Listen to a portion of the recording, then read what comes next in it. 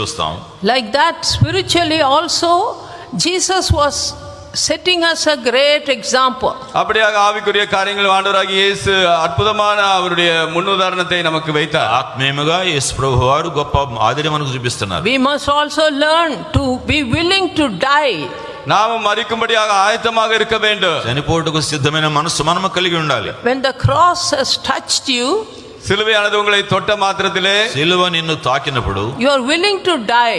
நீங்கள் அங்கே மரிக்க ஆயத்தப்படுகிறீர்கள். చనిపోటుకు ఇష్టపడతావు. Willing to die to yourself. உங்களுடைய சுயத்துக்கு மரிக்க நீங்கள் ஆயத்தப்படுகிறீர்கள். నీ స్వార్థానికి మరణించడానికి ఒప్పుకుంటావు. This is not mentally following Christ.